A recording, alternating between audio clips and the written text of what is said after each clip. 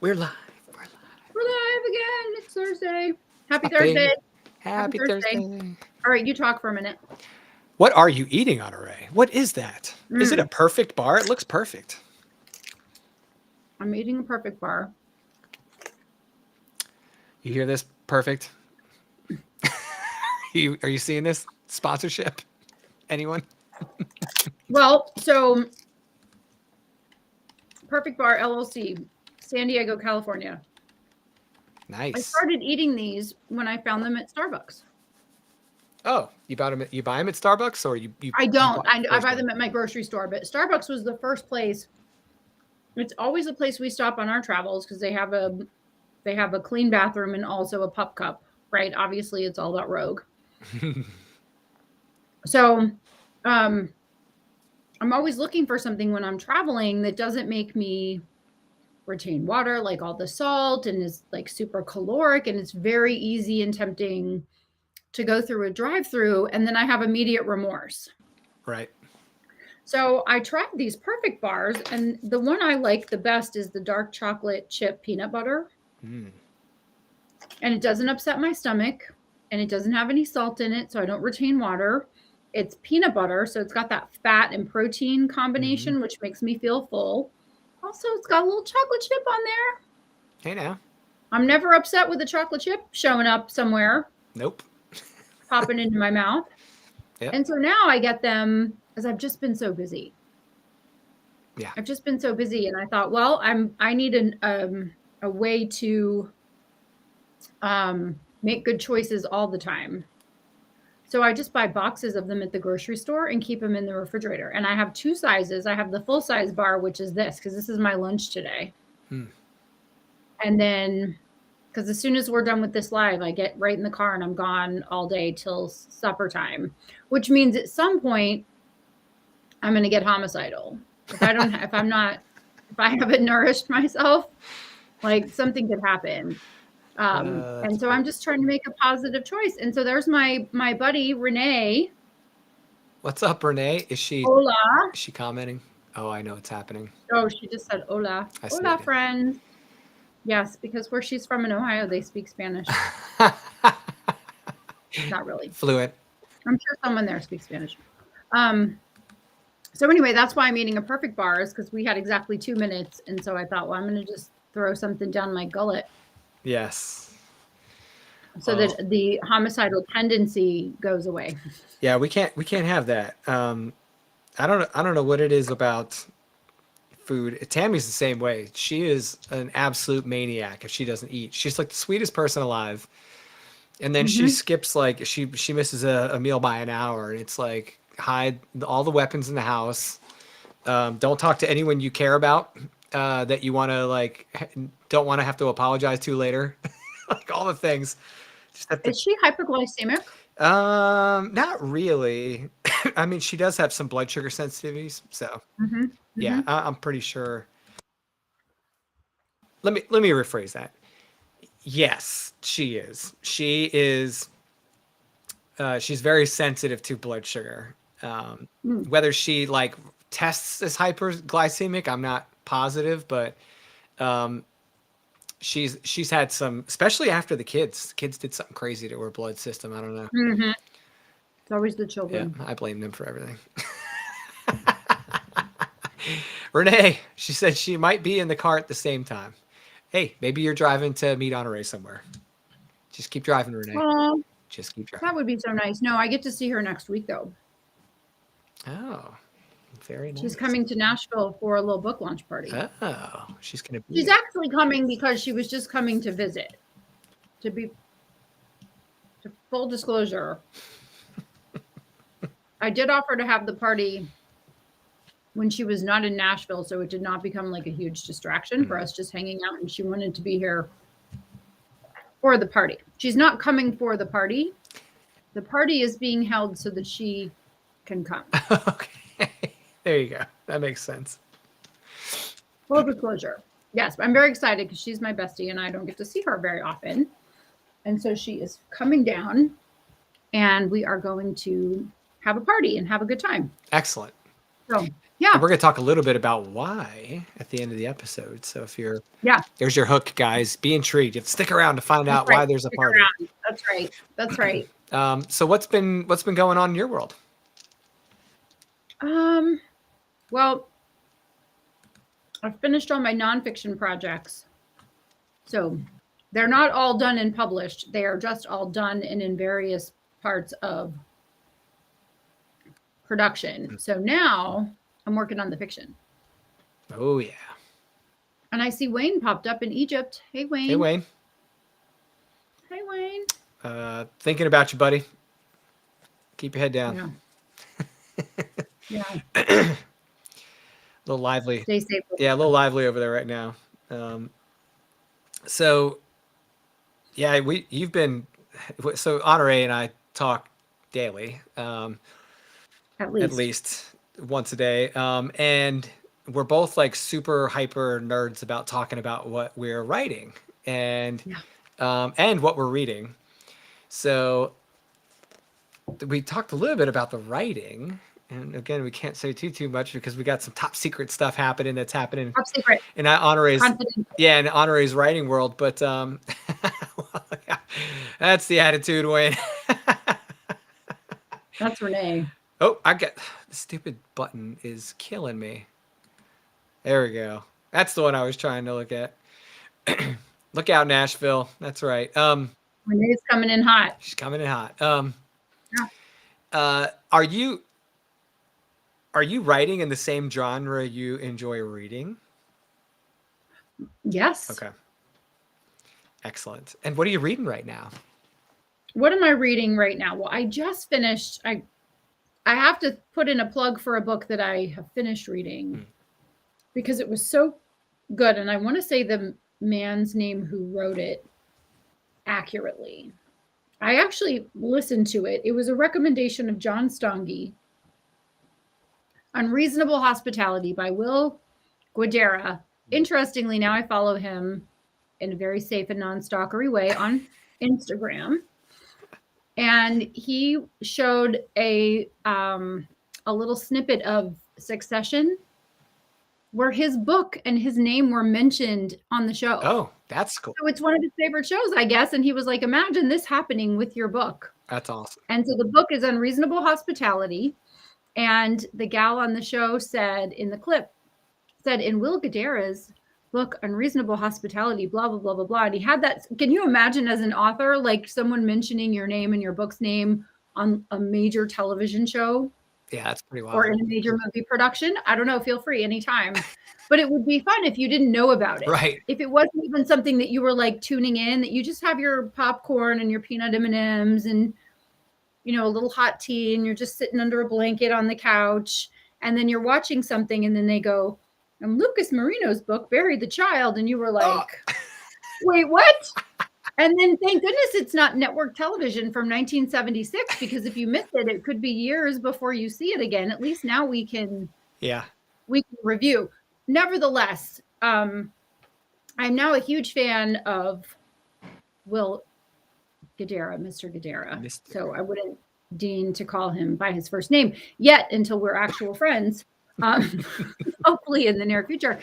I really love the book and the premise of the book, which is about just going above and beyond in ways that aren't necessarily expensive or time consuming, but just in a way that lets the person that you're serving know that you matter to them in thoughtful ways. And his business until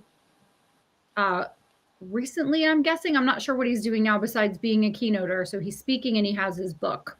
So I'm not sure if he's still in the restaurant business, but this book was about EMP, 11 Madison Park, the restaurant that he owned. And the book opens somewhere near the beginning. It opens with a story of him and his partner going to this top 50 restaurants in the world banquet where they give the awards. And they were like, are we going to be in the top 10? Are we going to be in the top 5? It's going to be amazing. And they come in at number 50. Nice. Now, it's the top 50 restaurants in the world, but you're at the bottom of the... Now, I would be like, I'm in the top 50. I'm in the top 50. But they were really upset. And so the video of them is them looking at their shoes because they're upset about it. So everyone's giving them a hard time.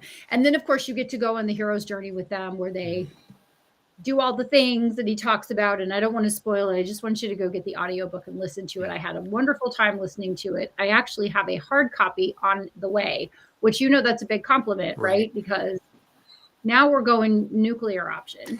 but with a highlighter, and a pen and a notebook. But what I'm reading now is this wonderful book, Service is a Superpower, by Louis Grevance. And I saw him speak at a networking event. So this is how far I am. Louis, I am on chapter 10, in case you're watching. And I saw him speak at a City Current event. So City Current's tagline is Power the Good. So it's community service underwritten by professionals who come together for the purposes of networking and masterminding and brainstorming and all that kind of stuff. I'm not a member of the group, but they have these amazing networking breakfasts several times a year. And there are like 400 people that go. I try not to miss them. So the speakers are always so good. The speaker this time was Louis, and he worked for Disney. He was a child actor. God bless you. Thank you. And he worked for Disney, and he just now he's a keynoter. He's a keynoter, and he's an author. And I could not get enough of his presentation. I took 2.5 pages of notes, and just magical, enlightening, thought-provoking, all the things. And so now I'm reading his book and really enjoying it. So that's what I'm reading. What are you reading?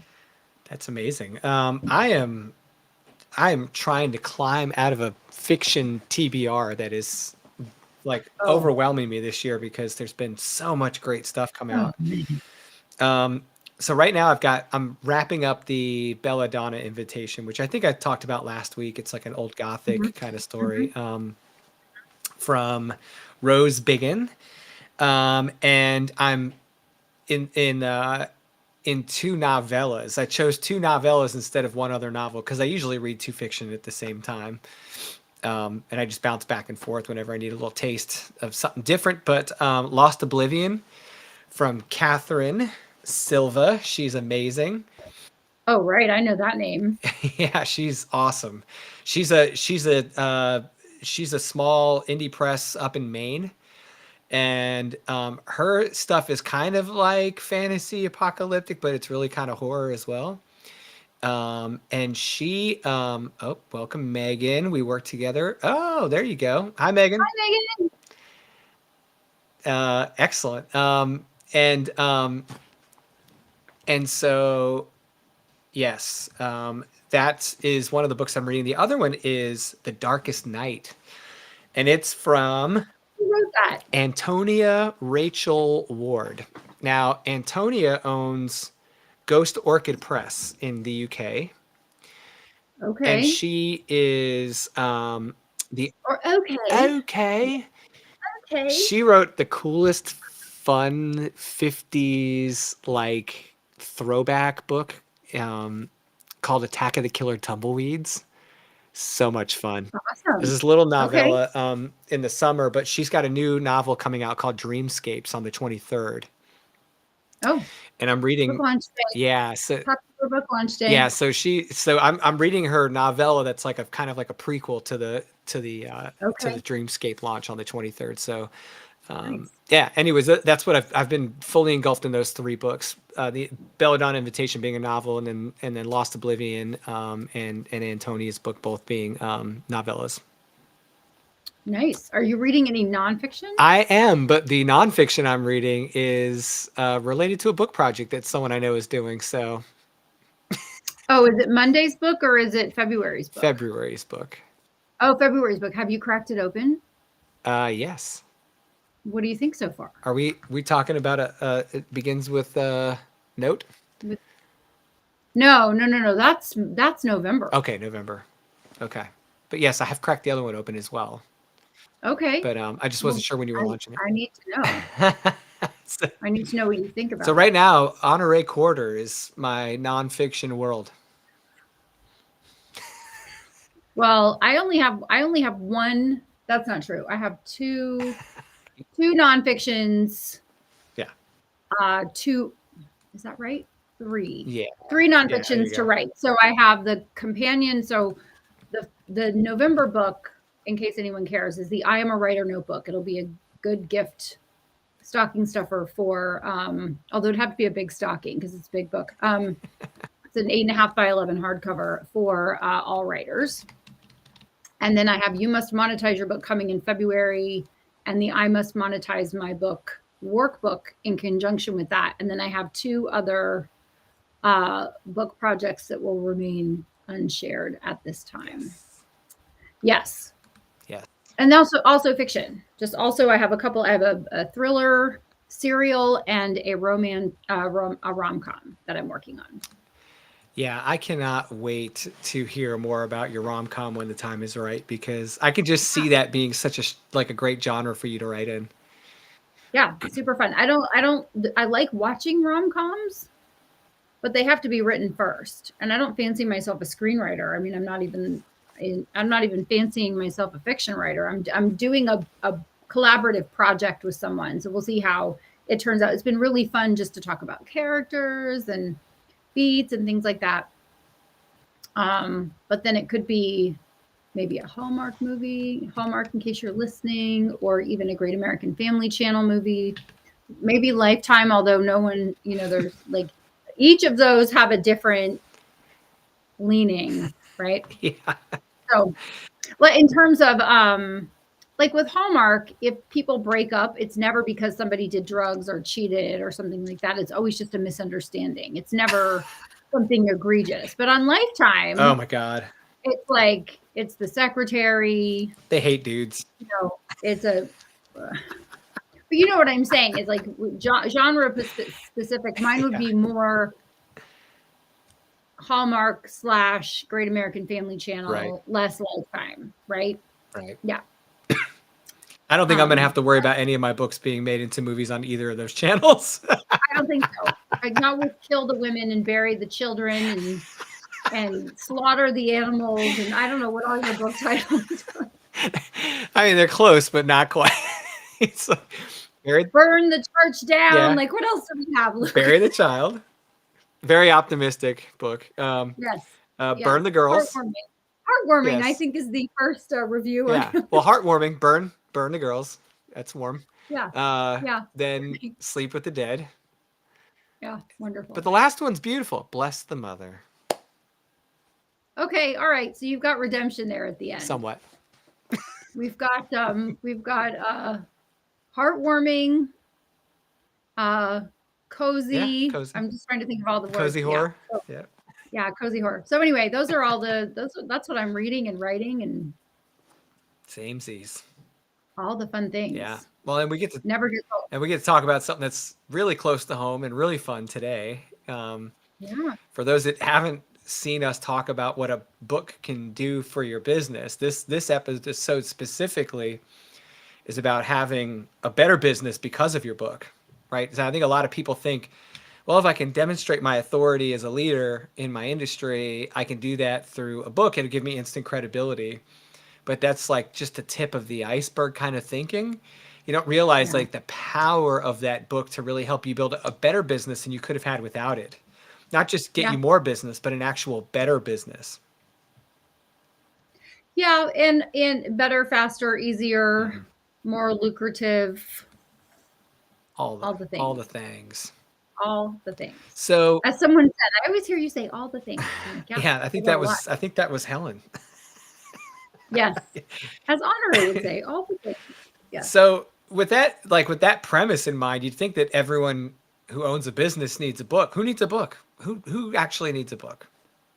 Well, so the real answer to that is anyone who has competition. If there is someone else who says, I'm an expert at this, or I do X, and you're like, well, I do X, right? Then you need a book. Have a book to hand out and you will stand out. So having a book is the thing that elevates you above the person who has a business card or a website or just about anything else. So, I mean, I think it's really powerful. When I think about like specific cases, I would say like if you're a coach, if you're a consultant in a high dollar industry, I mean, it's kind of like the shot in the arm that can really elevate your brand, elevate your business, bring in clients who you may not have reached otherwise. It's Would fantastic. never have reached them. Um, yeah, like there's people that will call you that you're like, how did you find me? They Yeah. got your book. And they don't know, just like you, Mhm. don't remember, Right. Yeah. So right? what exactly does this do for them? I mean, if I go and invest in this type of thing for my business, I invest the time and money to create a book. What should I expect Yep. it to do for the business? Well, we have to back up a little bit and give the book a job. So I Okay. think a book has two jobs. The first job is without you. It's with your book, but without you, meaning I send you my book and you should be able to avoid pain, gain pleasure, duplicate results that I've gotten, make distinctions, capitalize on an opportunity, understand how something works, put a process in place, something without the author. So the first job one, job number one of a book is to help the reader. Hmm. It's to help them to do something or to avoid doing something. So ultimately they get a better result than they would have gotten without the book. The second job of the book is to help the reader to understand that the person who wrote the book could be their person. Hmm. It could be the person they want to hire or engage or refer to now or sometime in the future. It should set you apart from all the other people that are like, well, I do that. Well, I do that. I do that. And this brings me back to how I became an author in the first place, which was when Mark Victor Hansen said to me, well, what is it that you do? And I said, I'm a coach and a speaker. He said, everyone's a coach and a speaker. You must write a book. It's like you have to have something that differentiates you because otherwise you're just one of a whole bunch of people. And honestly, Lucas, when I had this conversation with him, the year I wrote my first book was 2004. Hmm. 19 years ago. Everybody wasn't a coach and a speaker in 2004, but they are now. Yeah. I mean, legitimately, I will go to a networking event now. I'm the only book strategist. Hmm. I'm the only person who talks about writing, publishing, and monetizing a book. I used to be the only business and executive coach. So I used to say, I'm a business and executive coach. I help you to double your income and triple your time off. Now I say, I'm a book strategist and I help you to write, publish, and monetize your book. So, what a book should do for you, to circle back to that question, is it should make you money. Hmm. And it should make you money in all the ways that it makes sense for it to make you money. That could be simply royalties. You're going to put the book up on retail outlets in bookstores, and people are going to find it and buy it, and you're going to make book royalty income. But the real joy, at least in my mind, on the other side of the book is all of the ways it can be repurposed into other income streams. And that's where I get really excited when I'm helping someone to publish their book is how can the book be put into motion? A book in motion is money in motion. A book at rest is money at rest. And so we want to get the book into motion so that it's a revenue driver in all the different ways that that is possible. So you've termed this a better business book, right? That's Yeah. what you call these Yeah. projects for your clients. You're Yep. selling them a better business book. Yep. What makes a better business book a better business book? Like what differentiates it from any other nonfiction book? It's a workhorse. The Better Business book is a small, so the dimensions are generally speaking 4x7. They're about 15,000 words. So they are a quick, easy to consume read. Someone is going to pick it up and feel like I can read this. And if someone can read the book, then the book can do its job. A book sitting in a TBR pile, for the uninitiated, to be read pile, if a book is sitting there and it's not being read, if it's not on the radar of the reader, they have no idea what's inside of the book. The first thing you want to think about when you're designing a book is how easy is it going to be for someone to actually consume the book? And a thick, hardcover, large book, very sexy, very impressive. And for book people like you and me, we're like, let me at it, give it to me. But for most people that are busy, they're already using all of their time.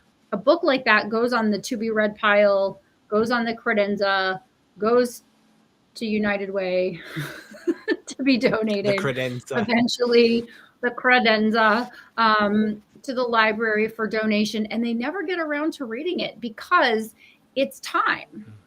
If someone, I mean, as an aside, if someone takes the time to read your book, boy, isn't that a big honor because it's their time. Oh, yeah. They took their most precious asset and sat down with your words and read your words. Huge.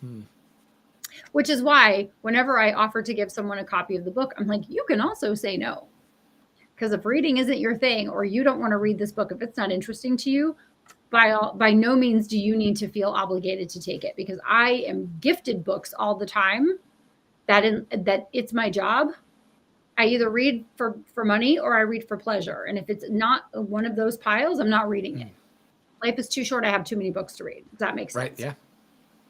Yeah. So when someone takes the time to read your book, it's a big deal. You want people to feel like, oh, I can just consume this while I'm waiting at the doctor's office for an appointment, while I'm on a short flight business trip, while I'm, in an Uber, or when I have a little bit of time or someone cancels an appointment, they've got your little book on hand and they go, oh, I'm going to crack this open. And if the content is compelling, they are then subject to the book doing its job, if all that makes sense. Yeah, no, absolutely. I mean, I think that, when I got to work with you a bit and learn more about what goes in a book that truly serves your business, I was learning new terms, well, similar terms and familiar terms from my time as an engineer, but applied differently. Optimization.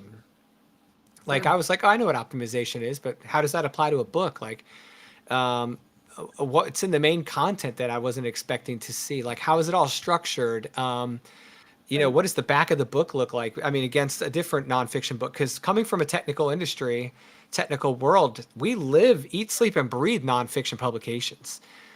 But they're not Better Business books. Those technical pubs that you guys might be experiencing in your industries are also not built properly, and they're not optimized to propel the business at the center of generating that IP. And your book would do that as a Better Business book. Right. So I'll talk about optimization because that's one of the terms. I coined these terms because I made them up, because I wanted to give what I was doing a name. Okay. If anyone is thinking, well, I've never heard that talked about before, that's just because I haven't talked about it with you. Right. Right. Or you haven't read one of my books where I talk about it. So optimization is the commencement of the author-reader relationship. It's found in the front matter. Think of when you go to a networking event and you meet someone and you're talking and they say, what do you do? And you say, oh, I'm a course expert. And you say, oh, what do you do? I'm a book expert. It's like, ooh, we should get to know. Let's have coffee. Lucas, do you have a business card? And then you do that natural exchange. Somewhere. Right. Yeah. Somewhere. Well, now you should have a QR code. That's what all the cool. Yeah, you just flash your phone. You just have your phone. Download my information, my digits. I had a guy one time walk up to me and say, I'm sorry. I had a guy come up to me one time and say, can't you just text me and tell me this is you? That was what he wanted from me instead of a business card. I was like, I'm not giving you my phone number. And what? Right. You don't get the phone number. He's like, just text me your name real quick. I was like, no. Anyway. Sorry. What did you do? I just laughed. I said, well, it's a business line. It's not going to, because I do only hand out a right. business. Back when we had hard lines, right? And we would not, so nevertheless, now we're cool, Lucas. We hold up our cell phone and people download a QR code. But you would do the natural exchange of, I think I like you. I think I want to get to know you better. That's optimization. Optimization is commencing the author-reader relationship at the beginning of a book in the front matter. And then back matter, just to complete that, is monetization. or maximization. And that's when you have created trust, at least beginnings, right? Because no one reads a book and says, I know you, I like you, I trust you, here's all my money. Mm-hmm. Although it can go a long way toward doing that without question. Sure. But generally then the back of the book is where someone says, okay, I like this author. I like their personality or lack thereof. I like their knowledge. I like their, where they're coming from, their philosophy. And I want to know more. How else can I engage with them? What other publishers do, all other publishers that I've ever met, indie, hybrid, or traditional, is they're creating the author-reader relationship. They're saying, thank you for reading this book by us. Go find out more books by us, by other authors here. As opposed they're there to sell books. Yes. They are there to sell books. They are there to sell other books, maybe by that author, but more than likely other books like that book by other authors, which does not help the author whose book is being read. So here you have someone who's in relationship with you. They've started a relationship with you. And then it's almost like you're on a website and they go, well, thanks for coming here. We don't want to sell you anything. Go to this other website over here. Mm-hmm. It's sending the traffic somewhere else. It's like, oh, you wanted tacos? We're a pizza restaurant. Here's a menu of another restaurant. Send them to another restaurant. And so what you want your book to do is to establish the relationship, educate your reader. So if they never have another conversation with you, they are better for having done the read. But if they want more, they can get more. Gotcha. That makes sense. Oh, hey, Jen. Hey, Jen. How are you? Glad to see you. We're talking about your favorite topic, books. I'm keeping that girl busy. That's right. Well, she's getting ready to get really busy because I'm about to start throwing chapters across the table to her. For those that don't know, Jen Pisano does proofreading and some editing work, and she's getting all kinds of fun these days. Right. All right. So you talked a bit about like what you could get self-publishing, what a traditional publisher's normal focus is, or even a hybrid. I guess it makes me wonder if I'm not going to one of those publishers now, what does this project look like for me? So if I'm a business owner and I want a better business book, how long is it going to take? What does the process look like? What level does it function at? Like all those things. Sure. So I'm the only one who does the Better Business book. It's my proprietary process. So we're obviously talking about someone working with me. It's 6 months from the day we start to the day you are published, or a little sooner. Everything is included in the process. That is the ghostwriter, the editorial process, the design, the exterior design cover, all the covers, the interior design, the copywriting. And then I design a marketing plan that helps the author to monetize the book, to get their book out into the world so that they are earning royalties if appropriate and generating new streams of business from their book. Interestingly, I have a guy I did a book with about 5.5 years ago, and he's made $22 million as a result of publishing his book. And he's never sold a book and will never sell a book. What do you mean? He's one of 3 companies in his area. So I'm under an NDA, so I can talk about like generalities. Yeah. But he's one of 3 companies in his area, and the other 2 companies don't have a book. So he said, I want to do a book with you, because a contract is $300,000. So he said, I want to do a book with you, and I want to use it to generate business, and I'm never going to sell the book ever. So he gives it away in digital format. But he also orders copies and copies and copies and copies of it and sends it out with the salespeople. So when they're like, well, we could use XYZ company, he's like, well, you could, but you could use our company. And here's the overview of the company, how they serve people, all the things. And then there's, a call to action in the back in the monetization section. It's like, we'll come out and do an analysis for you. We'll give you a quote. And, here we are, we're ready for your money. And then there's Karen, who's keeping all of the edits in line. There she is. I had to Yeah. put this one up, of course, because why not? Why not? Thank Indeed. you, Miss Karen. Yes. I'm gonna act like I have anything to do with that statement, when the reality is it's all Honoree. I look like Princess Leia fell in a tar Yes. pit. Yeah. I've been sle- I've been Oh my slept God. well. I slept in a chair. Like, let's just keep. Oh my God. That's hilarious. It's so That's hilarious. But yeah, so it's a 6 month, it's a 6 month initiative. I do 1 to 2 of them a month. And my clients are generally entrepreneurs, senior business professionals, people now, who have competition and right? want to as Differentiator. one person said, eviscerate the competition. Yes, I Yeah. love that. Yeah. Um. Okay, so can I'm gonna make a. I'm gonna make a.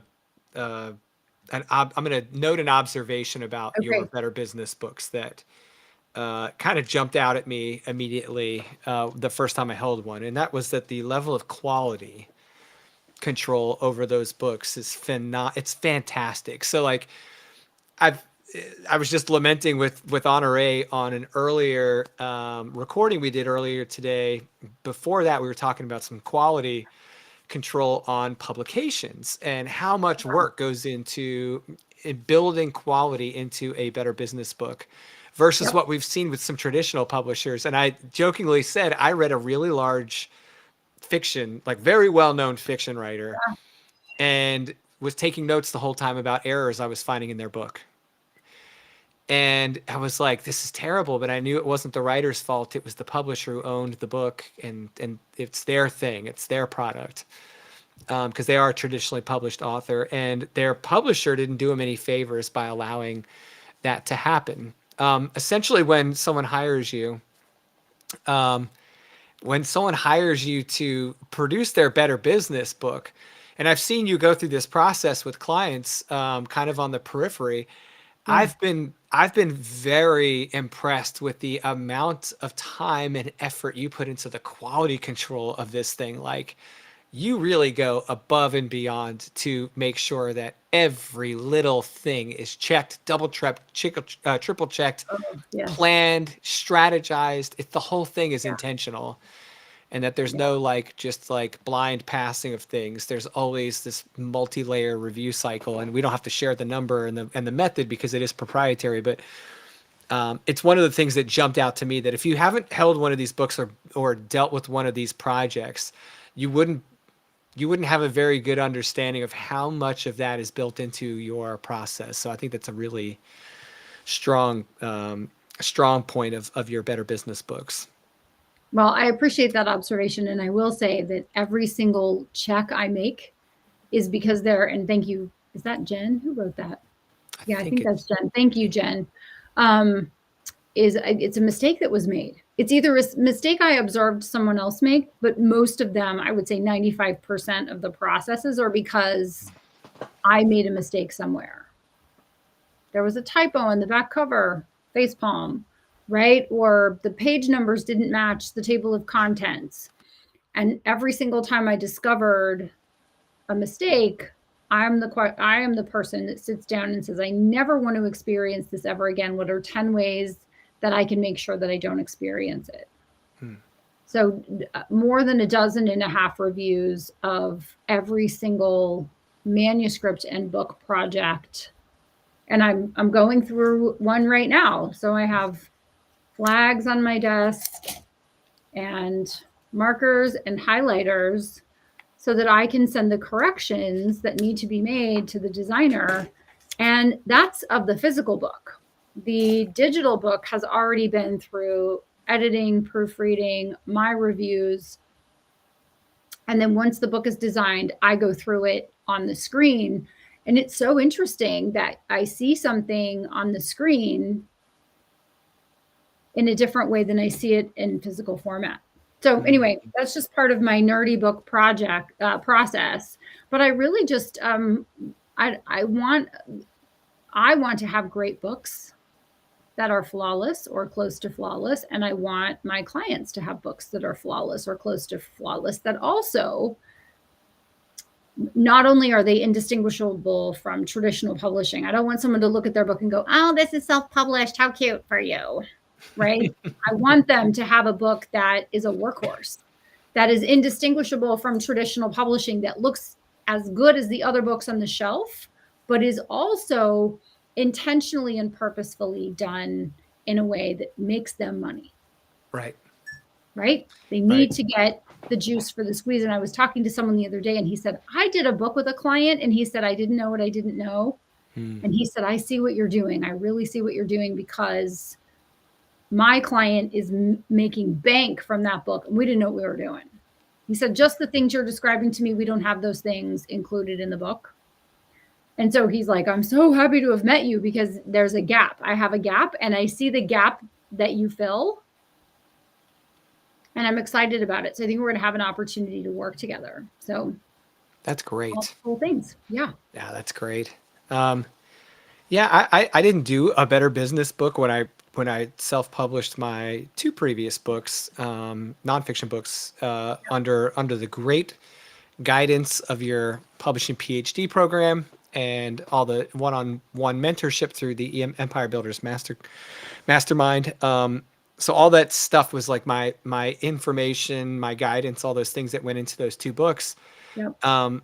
Is something that came out of the backside of it to kind of get to your point about like that thing really contributing to their business. Yeah. Is that when I was done holding this book, just like a client of your Better Business book programs would, or not programs, but services, right? This is a one-on-one service. So when you hand that person that book, you're handing them a business asset that belongs to their business, and there's a big distinction between that and someone else that owns the IP rights to your book that you had published it. So if you have a traditional publisher or someone that owns the rights to your book, when it comes down to it, at the end of the year, when I have to think about what assets and their values are that my business actually owns, my books are now on that list of assets with value to my business. And over time, you can point to how much business has been generated by those books, how many royalties have been generated by those books, all those things. Can you talk a little? So now with that perspective as a business owner with this great asset sitting there that I actually own for my business now, it's essentially created 2 or 3 revenue streams off one product, right? So easily. Right? Yeah. So the book itself generating revenue, like you said in the beginning, the book bringing me in service clients or even passive sales clients. That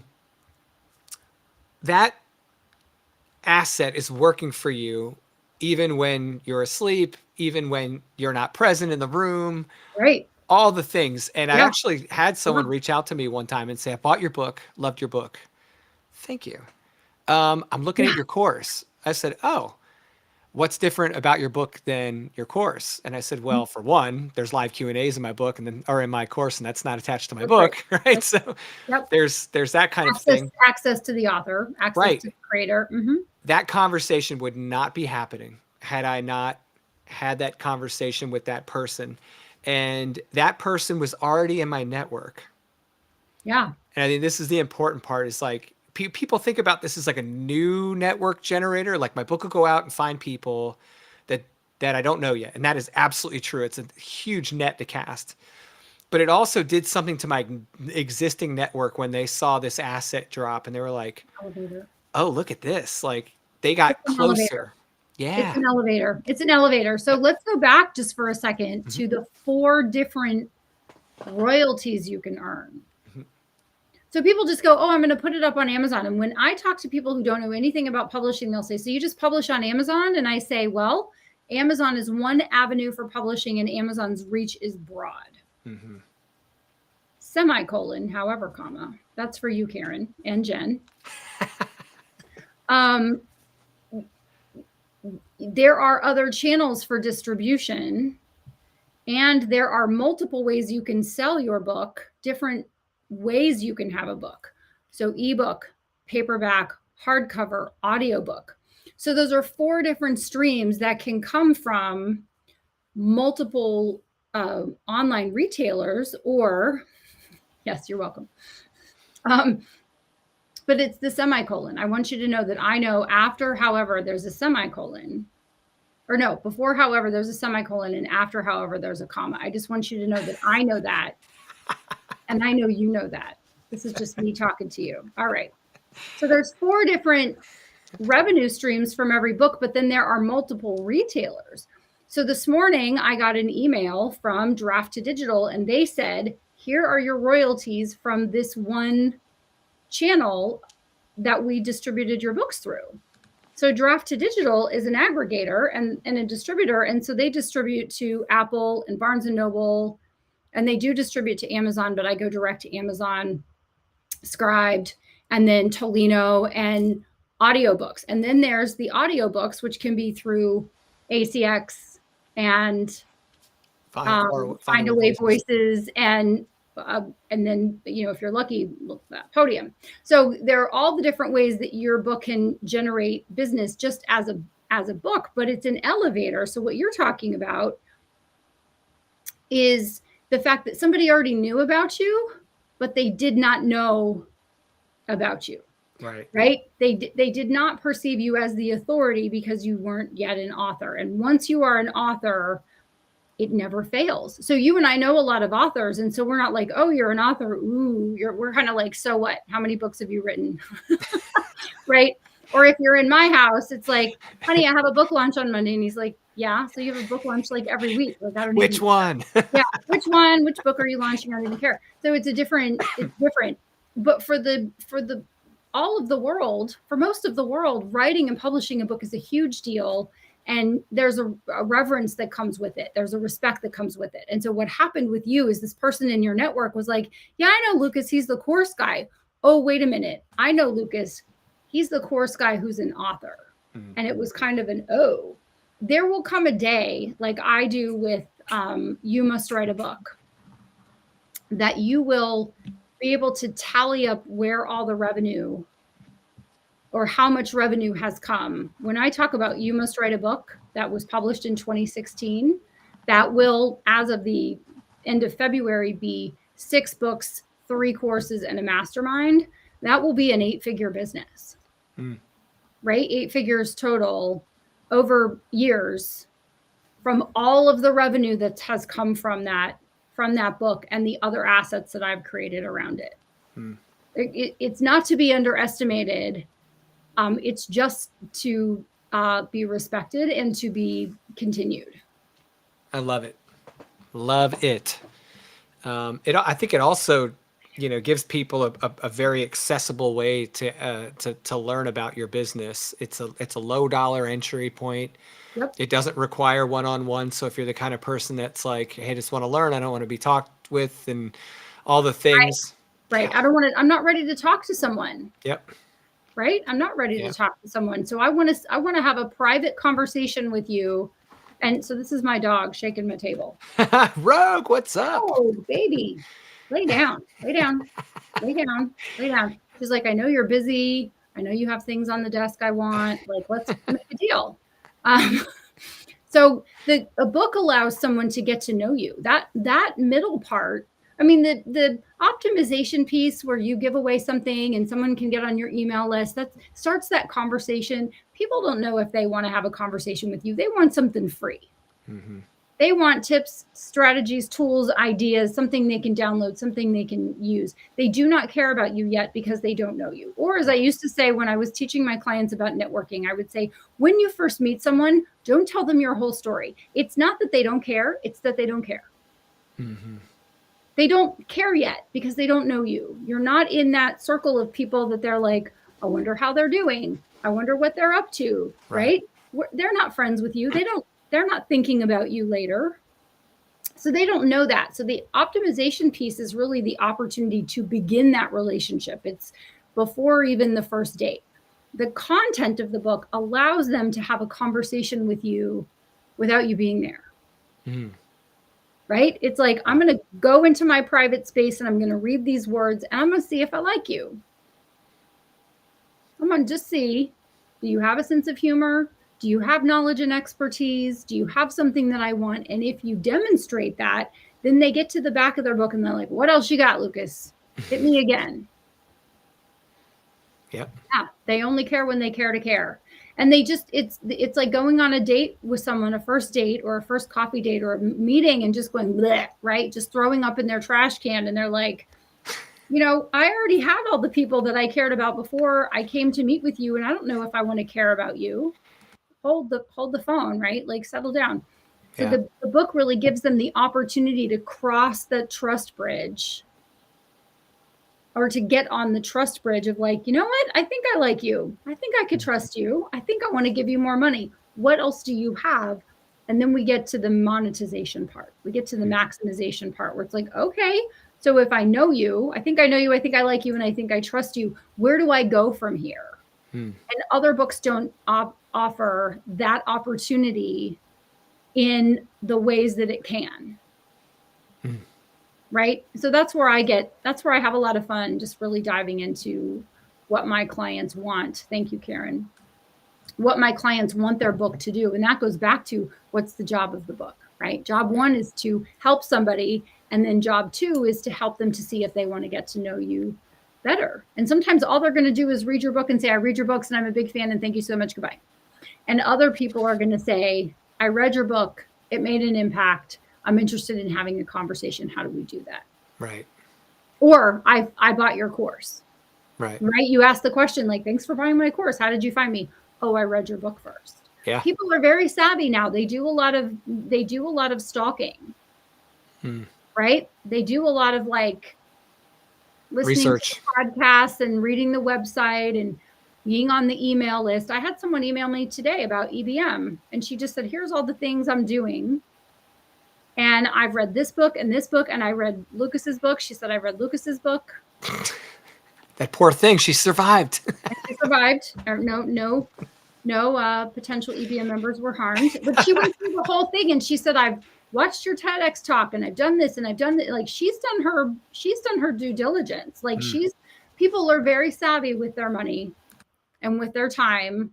And your book gives them the opportunity to have some of their questions, their basic questions, answered before they feel willing to have a conversation with you. And I feel like a book now, especially the Better Business book, because of the way I've designed it, really can exponentially accelerate that process for people, which is why I love doing it. So thanks for asking all the questions, Lucas. Yeah, I mean, I love this stuff, and to me as a business owner, it's you're looking at an investment. You're thinking, I'm getting ready to undertake this significant investment of time and money and energy and all the things, but what's on the backside of that investment for me? And when you start thinking about the return on investment, it's about so much more than just what the book will potentially earn you in money. There's so much about brand and authority and representation in your industry and all that stuff. Yep. And that, I mean, how do you how do you estimate the value of that financially? I mean, it could be life-changing for your business. Of course, you have to put the book in the right places and do the right things with it and get the right people talking about it and do all the work on marketing. But I mean, okay. I don't want people to think like, I hit print now. It's like, there is no, the auto magically becoming an author part is the easy part for the author. But make no mistake, one of the first parts of a conversation I have with someone is like, I will make you an author and I will give you the best book that can possibly be given with a marketing plan that will blow your mind. 20 pages of how you can monetize this book. But if you take those things and you put them on your desk and you don't take action on them, the book will languish and it will have been a waste of your money. Yep. Absolutely. Thank you, Karen. And that's, I mean, I think that's a really powerful moment of realization for a business owner, because you recognize that same condition in almost anything that's worth something in your business. Right. And that really kind of shows you why the book is so powerful, is because it can be life altering if you use it. And that, just having the potential conversation about that is so different than making another decision in your business that might cost a lot of money, that just may move the needle a little bit, even if you put all your effort into it.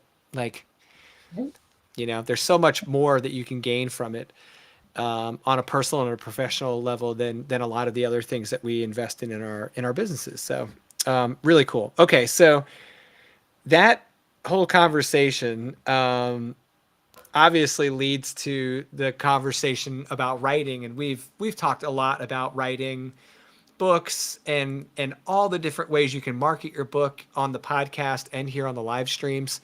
But you've had a little bit of an interesting project in development, and it's going to be out very soon. Yeah, Monday. Do you want to talk a little bit about that? It's related to this art we call writing. Yeah. So this is the book. Dun, dun, dun. There is no such thing as writer's block. And you can see I have a flag in here. So this is a review copy that I'm going through with my little fine tooth comb to, actually, this is just the page I'm on. Nothing wrong with this book. Nothing wrong with this book, but I do use the flags to find things that need to be changed. So there is no such thing as writer's block was a pretty in-your-face question that I posted because it's a question I get all the time on podcasts and summits and in conversation. It's like, oh, do you have writer's block? Do you believe in writer's block? I'm like, I suppose it exists because we're talking about it, but I don't have it. And so I really got into the weeds of why do people have writer's block, or do they have writer's block? If they don't have writer's block, then what is it? And if they have it, how do they get out of it? And if they have some kind of other block, how do they get out of that? And this is part of a book series. So you've had, let me see if I can get them all. I think I'm going to be missing one. Write your first nonfiction book. Yes. Then, and this is where I'm trying to remember what the second book was. I know book 3 and 4. Write your first nonfiction book. The best-selling book for me is number 3. Number 4 is there's no such thing as writer's block. What was book number 2? The action guide. Oh, the action guide. Okay. The write your first nonfiction book. Nonfiction book action guide. Okay. Yeah. Excellent. Yeah. So together, when you have these 3 books, and are they the size of your Better Business books? They are 4 by 7, 15,000 words, so you can make it look professional. This size was my first book that I did in this size was very intentional. More intentional now than even back then. But as a coach, I was networking and I would hand someone a copy of my book, Gentleman in a Suit Jacket. And where do they put it? They put it in their inside suit jacket pocket. So I had to make it fit. So it fits in that inside suit jacket pocket. That was the dimensions. Don't share that. Don't share that, Jen. It's not Monday. Take down your post. That's right. So this book launches on Monday. This book launches officially on Monday. At that Jen's point, it'll be available. Oh, no. At that point, it'll be available to everyone and their mom. Yep. Your mom needs a Better Business book, guys. She really does. That's right. So get mom a copy. Yes. Yeah, I think that. Thanks, Jen. I think one of the coolest things about this book is I don't care if you're writing fiction, nonfiction, if you're a copywriter, it doesn't matter what you do for a living. Screenwriter, songwriter, copywriter, blogger, columnist. Yep. Every single type of person that is writing professionally gets, right? If you're writing your dissertation, you might get stuck. Yep. And you need to understand how to get unstuck and get unstuck immediately. So that's why I'm really, one of the reasons I'm really excited about this book. But we'll talk about it more next week, Lucas. We're out of time. We're like out of time and out of time. Twice. All right, guys. Well, thank you so much for tuning in. Come back next Thursday, live, noon Eastern time here. LinkedIn, Facebook, YouTube, all the places. We really appreciate you guys hanging out with us. Renee, Jen, Wayne. Karen, Wayne. We had a guest today. Was it Maria? I'm trying to remember names. Renee, Megan. Megan. I should know that. I had a fantastic assistant named Megan. So Megan, thank you for watching. Renee, thank you for watching and listening and bringing a friend. I will see you in 1 week. All right, guys. Have a good one. Make sure you subscribe, like all the things, and we'll see you next week.